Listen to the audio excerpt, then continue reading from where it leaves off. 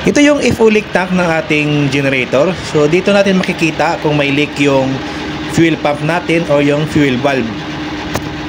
May level switch yan na mag-a-alarm kapag malakas yung leak. So sabi ni third engineer, kapag DO ay medyo malakas yung leak, at kapag naka-bunker fuel naman ay nawala naman. Sa troubleshooting, disregard na natin yung fuel pump, backup ring leakage.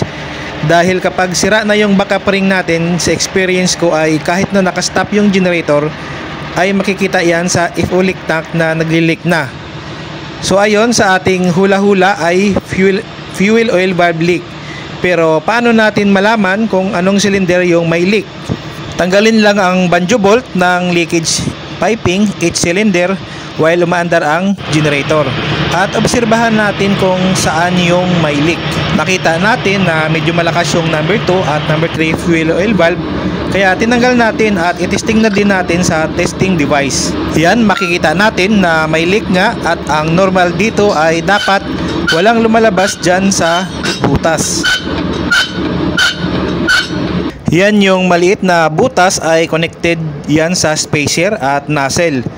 So yan yung maaring dahilan, madumi na yung seat at need na ilapping. Dito sa case namin, after malapping ay meron pa ding leak. Sunod na ginawa ay nagpalit kami ng bagong nozzle at tinesting, may leak pa din. So sabi ko sa fuel oil valve, if mag-leak ka pa ay uuwi na ako kahit di pa finish contract. At last na ginawa namin dito ay nagpalit ng bagong nozzle at bagong spacer. At nawala na yung leak. Yan, at naset na natin sa tamang pressure.